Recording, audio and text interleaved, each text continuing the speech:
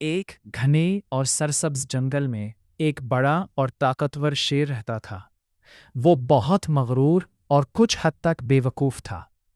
اسے لگتا تھا کہ وہی سب سے زیادہ سمجھدار ہے، اسی لیے وہ روز کسی نہ کسی جانور کو ڈرا دھمکا کر اپنا شکار بنا لیتا تھا۔ جنگل کے تمام جانور اس سے بہت خوفزدہ تھے اور ہر وقت پریشان رہتے تھے۔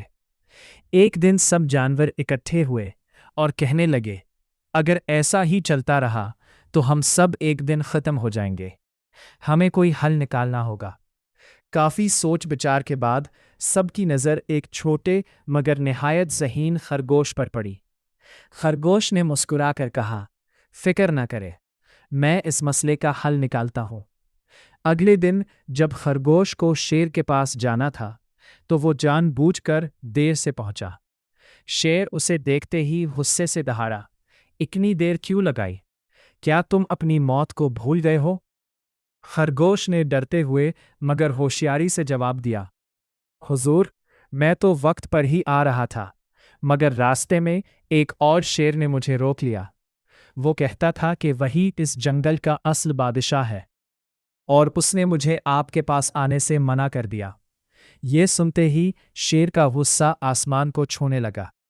اس نے زور سے دھاڑ ماری اور بولا، مجھے فوراً اس بدتمیز شیر کے پاس لے چلو، میں اسے سبق سکھاؤں گا۔ خرگوش فوراً شیر کو ایک پرانے گہرے کنویں کے پاس لے گیا۔ وہاں پہنچ کر اس نے آہستہ سے کہا، حضور، وہ شیر اسی کنویں کے اندر چھپا ہوا ہے۔ شیر نے جیسے ہی کنویں میں جھانکا، اسے اپنا عکس نظر آیا۔ چونکہ وہ پہلے ہی غصے میں تھا، اس نے سمجھا کہ واقعی کوئی دوسرا شیر نیچے کھڑا ہے۔